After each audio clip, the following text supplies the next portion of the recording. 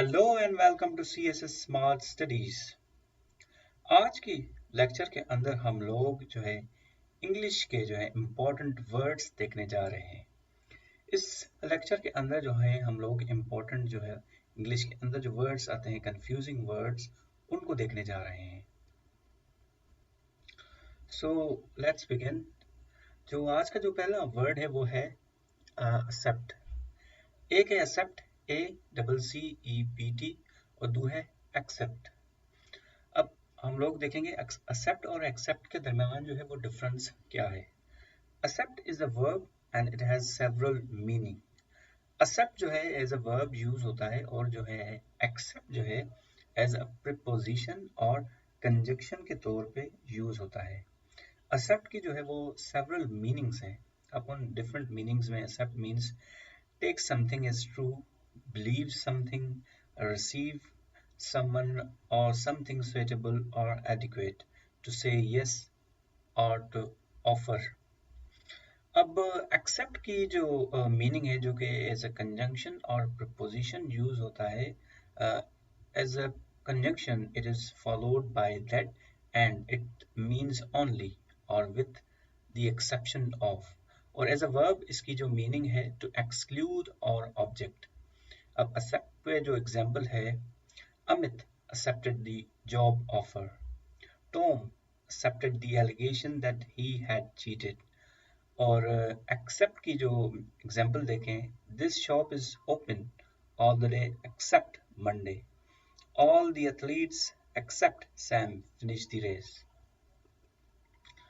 Next जो word है वो है, एक है अडॉप्ट, दूसरा है अडॉप्ट। एक अडॉप्ट के अंदर ए है और दूसरे के अंदर ओ है। एक अडॉप्ट जिसके अंदर ए है, इसकी भी वो सेवरल मीनिंग्स हैं। तो अडॉप्ट की जो मीनिंग है, make something suitable for a new use situation. जो इसकी मीनिंग है अडॉप्ट की, ADAPT की, वो है टू मॉडिफाई समथिंग या बिकम एडजस्टेड। अडॉप्ट की मीनिंग होती है मॉडिफाई करना या एडजस्ट करना किसी नई कंडीशन के अंदर। और अडॉप्ट, ADOPT की जो मतलब है, to take somebody into one's family especially as a child. किसी किसी बंदे को अडॉप्ट करना, ठीक है। Choose someone as a candidate और रिप्रेजेंटेटिव, किसी को एज अ कैंडिडेट या रिप्रेजेंटेटिव चूज करना। टेक ओवर एंड हैव और use something as one's own, किसी को पजेस करना। तो एक अडॉप्ट का मतलब है किसी चीज को मॉडिफाई करना, और दूसरे अडॉप्ट का जो मतलब है किसी चीज को ऑन करना, रिप्रेजेंटेटिव बनाना, चूज करना, या किसी पर्सन को फैमिली में अडॉप्ट करना। अडॉप्ट की एग्जांपल ADAPT की है, it took me a long time after a college to adopt to a life in office. और दूसरे अडॉप्ट की एग्जांपल देखते हैं, उसमें है, I adopted his policy of neutrality and stayed out of trouble. हमारे नेक्स्ट वर्ड है, एक है एडवाइस और दूसरा है एडवाइस। एक एडवाइस वो एक नाउन के तौर पे काम करता है, और एडवाइस दूसरा है एज अ वर्ब। अब एडवाइस एज अ नाउन की जो मीनिंग है, किसी का opinion, suggestion about someone should do it, or a formal note giving information about a transaction। और जो एडवाइस है, जो वर्ब है, उसकी मीनिंग है to recommend, to give advice, inform और नोटिफाई। ठीक है। हमारे नेक्स्ट वर्ड है, एक है अफेक्ट और दूसरा है इफेक्ट। एक अफेक्ट, AFFECT, और दूसरा है EFFECT। अब जो ए वाला अफेक्ट है, वो एज अ वर्ब यूज होता है, और दूसरा ई वाला जो अफेक्ट है वो यूज होता है एज अ नाउन। अफेक्ट के मीनिंग है किसी चीज को इन्फ्लुएंस करना, और इफेक्ट के मीनिंग है इट मीन्स द रिजल्ट और इम्पैक्ट ऑफ समथिंग। इफेक्ट कहते हैं किसी रिजल्ट को या किसी आउटकम को। अफेक्ट वो एक वर्ब है, और इफेक्ट वो एक नाउन है। इसकी एग्जांपल्स देख लेते हैं। Your opinion will not affect my decision, The snow had a predictable effect on traffic. तो अफेक्ट जो है एक वर्ब है जिसकी माना है किसी को इन्फ्लुएंस करना, और इफेक्ट की माना है किसी चीज का रिजल्ट या इम्पैक्ट या आउटकम। नेक्स्ट वर्ड है एड। अब एक की स्पेलिंग है AID और दूसरे की स्पेलिंग है AIDE। एक जो है जो फंक्शन करता है एज अ वर्ब भी कर सकता है और एज अ नाउन भी कर सकता है। However, in all of the cases, it means help. AID की जो मतलब है वो है हेल्प करना, और AIDE की जो मतलब है वो है असिस्टेंट। ये एक नाउन है जिसका मतलब है असिस्टेंट, और दूसरे एड की जो मीनिंग है वो है किसी को हेल्प करना। This aid money is crucial to the government's economic policies. He served as an aide to the former president. एक एड है जिसका मतलब होता है असिस्टेंट, और दूसरा एड होता है किसी की मदद करना। हमारा जो नेक्स्ट वर्ड है, एक है अलॉट और दूसरा है अलॉट। एक के अंदर स्पेस है और दूसरे के अंदर स्पेस नहीं है। A lot is a noun with an article that means a large number और अ ग्रेट क्वांटिटी। अलॉट का मतलब होता है लार्ज नंबर और अ ग्रेट क्वांटिटी, लेकिन जो दूसरा लफ्ज है वो एक मिस स्पेलिंग है अलॉट की, जो कि एक अकेडमिक राइटिंग के अंदर जो है मिस्टेक कंसीडर की जाएगी। तो इसका जो करेक्ट स्पेलिंग है वो है अलॉट, ए स्पेस LOT, अलॉट। इसके अंदर जो है पहला वर्ड जो है आर्टिकल है और नेक्स्ट जो वर्ड है लॉट है। A lot means a great quantity, और दूसरा जो अलॉट है वो एक मिस स्पेलिंग है जो कि एक गलती तस्वुर की जाती है राइटिंग के अंदर। सो हमें लिखते हुए ये ख्याल करना चाहिए कि जो है करेक्ट स्पेलिंग यूज करें अलॉट की। इसकी एग्जाम्पल जो है देख लेते हैं। He makes a lot of money selling clothes. Next जो वर्ड है वो है, एक है ऑल राइट और दूसरा है ऑल राइट। एक जो है वो यूज होता है एज एन एडजेक्टिव और एज एन एडवर्ब, और दूसरा जो है ऑल राइट है जो बगैर स्पेस के है, वो एक नॉन स्टैंडर्ड वेरिएंट है ऑल राइट का। एक ऑल राइट है जो है स्पेस के साथ, दो वर्ड्स की कॉम्बिनेशन है ऑल प्लस राइट। दूसरा है ऑल राइट विदाउट स्पेस, एक लफ्ज है। ये ऑल राइट की ही वेरिएशन है जो कि एक लेस फॉर्मल है, एक नॉन स्टैंडर्ड है। स्टैंडर्ड जो वर्ड है जो कि राइटिंग के अंदर यूज होता है वो है ऑल राइट। दो वर्ड्स ठीक है, एक है ऑल दूसरा है राइट। जो इसके अंदर जो एक फॉर्मल जो लफ्ज है जो कि स्टैंडर्ड वर्ड है वो है ऑल राइट, जो लेफ्ट साइड पे मौजूद है, और इसका इसका मतलब होता है it means safe, reliable, satisfactory. ये एक एडवर्ब है। नेक्स्ट है, एक है ऑल टुगेदर और दूसरा है ऑल टुगेदर। अब ऑल टुगेदर जो है वो एक है एज यूज होता है एज अ फ्रेज, और दूसरा जो यूज होता है as an adverb. Left side वाला जो ऑल टुगेदर है, इसकी मीनिंग होती है कि एज अ होल और कंप्लीटली। जो लेफ्ट और राइट साइड वाला जो फ्रेज है उसकी जो मीनिंग है वो है एवरीथिंग और एवरीवन। एक है ऑल टुगेदर और दूसरा है ऑल टुगेदर। Altogether की मीनिंग है wholly और completely. For example, the government ought to abolish tax altogether. Government है वो सारी की सारी मीन्स कंप्लीट टैक्स जो है वो खत्म करना चाहती है।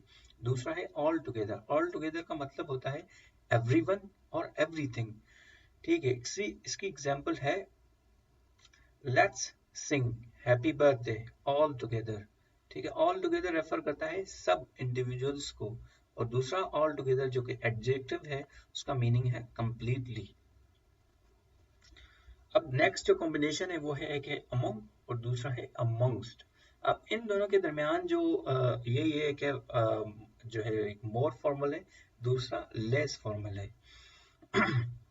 जो राइट साइड पे अमंगस्ट है वो जो है मोस्ट फॉर्मल जो है वर्ड है, और एकेडमिक राइटिंग के अंदर जो है वो कम लिखा जाता है। लेकिन जो लेफ्ट साइड पे अमंग है वो ज़्यादातर कॉमनली जो है यूज़ किया जाता है मॉडर्न राइटिंग के अंदर। Among is the most common particularly in American English. It is commonly followed by a plural noun phrase. It is more modern in writing. और दूसरा जो amongst है, it is sometimes used as an alternative to among. It is more formal and less common. अब इन दोनों अल्फाज में से जो एक फॉर्मल जो लफ्ज है वो है amongst, जो कि यूज होता है among के लिए. among भी जो है एक मोस्ट यूज वर्ड है, ठीक है, लेकिन लेस फॉर्मल है. amongst लेस यूज वर्ड है, लेकिन वो मोर फॉर्मल है. नेक्स्ट कॉम्बिनेशन है, एक है amoral और दूसरा है immoral. amoral जो है एक एडजेक्टिव है और immoral भी जो है एडजेक्टिव है. amoral की मीनिंग है नॉट कंसर्न्ड और not influenced by right and wrong. Lake of morality को amoral कहते हैं. और immoral का जो मीनिंग है जिसके अंदर जो है मोरालिटी के प्रिंसिपल जो है वो एक्सेप्ट ना करो. वो बंदा जो मोरालिटी के प्रिंसिपल को एक्सेप्ट नहीं करता उसको हम immoral कहते हैं. It's immoral to steal. It is my belief that nuclear weapons are immoral. और amoral की जो examples हैं, the film was violent and amoral. She was immoral but honest. हमारी next combination है, एक है anymore और दूसरा है anymore, जो कि दो लफ्जों की combination है, any plus more. Anymore means any longer or nowadays. Anymore refers करता है टाइम को, जो कि means no any longer or nowadays.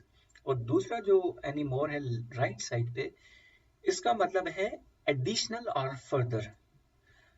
I didn't want to hear any more of your lies. ये जो further lies मतलब मैं आपके ज्यादा और ज्यादा झूठ नहीं सुनना चाहता. I have caught you. I don't have to wait for it anymore. अब यहाँ पे जो anymore यूज हो रहा है वो एक टाइम को रेफर कर रहा है, और राइट साइड पे जो anymore है वो इन एडिशनल चीज को या फर्दर को रेफर कर रहा है. नेक्स्ट कॉम्बिनेशन है अपार्ट और दूसरा वर्ड भी है अपार्ट, जो कि दो लफ्जों की कॉम्बिनेशन है, अ प्लस पार्ट. अपार्ट की जो मीनिंग है means separated by some distance at a specified distance from each other in time और स्पेस. अपार्ट जो है वो यूज होता है as a preposition when paired with from. Apart from means with the exception of or besides. और दूसरा apart जो कि राइट साइड पे मौजूद है, इसका मतलब है means a fraction of whole. इसकी हम लोग अब एग्जांपल्स देख लेते हैं. Their birthdays are only 3 days apart. यहाँ पे ये चीज जो है डिस्टेंस को रेफर कर रहा है, और दूसरी side apart of the textbook have arrived. ठीक है, ये यहाँ पे क्वांटिटी को और फ्रैक्शन को जो है वो रिप्रेजेंट कर रहा है, मीनिंग दे रहा है. नेक्स्ट कॉम्बिनेशन है अटेन और दूसरा है ऑब्टेन. अब अटेन और ऑब्टेन के अंदर जो डिफरेंस है, attain means to achieve something often through effort. Attain वो चीज की जाती है जिसके अंदर एफर्ट लगता है, और obtain means to get something and to get a physical object. Obtain के अंदर कोई एफर्ट वगैरह नहीं लगती. जहाँ पे एफर्ट लगती है उस वर्ब को जो है अटेन कहा जाता है, और जिधर एफर्ट नहीं लगती उसको ऑब्टेन कहा जाता है. अब इनकी एग्जांपल्स देख लेते हैं.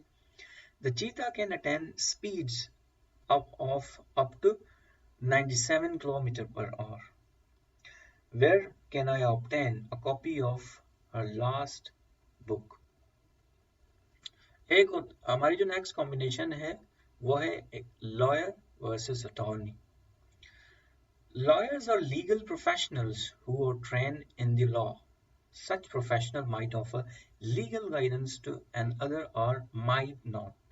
लॉयर वो प्रोफेशनल होते हैं जो किसी जो है इंडिविजुअल्स को लीगल जो है वो गाइडेंस देते हैं, और attorney are those lawyer who attend law school and presumably wish to practice law as a legal professional, pursuing it as a profession. अब अटॉर्नी जो होता है वो भी लॉयर्स होते हैं लेकिन वो ज़रूरी नहीं है कि वो प्रैक्टिस भी करें। लेकिन जो लॉयर होते हैं वो प्रैक्टिस भी करते हैं और दूसरे लोगों को जो है वो गाइडेंस भी प्रोवाइड करते हैं। हमारे नेक्स्ट वर्ड्स हैं एवर्स वर्सेस एडवर्स। एवर्स जो है वो एक एडजेक्टिव है और एडवर्स भी है जो कि एडजेक्टिव है। एवर्स का मतलब होता है स्ट्रॉन्ग डिसइंक्लिनेशन और दूसरे एडवर्स का मतलब होता है अनफेवरेबल और हार्मफुल। एवर्स का मतलब होता है कोई चीज जो कि अनफेवरेबल हो या हार्मफुल हो, नुकसानदेह हो, उसको हम लोग एडवर्स बोलते हैं। और एवर्स रेफर करता है एक स्ट्रॉन्ग डिसइंक्लिनेशन को। अब इनके एग्जाम्पल देख लेते हैं। He seems to be averse to hard work. He is living in adverse circumstances. हमारी नेक्स्ट कॉम्बिनेशन है a while versus a while. Left side पे एक वर्ड है और जो राइट साइड पे वो दो वर्ड्स की कॉम्बिनेशन है a while।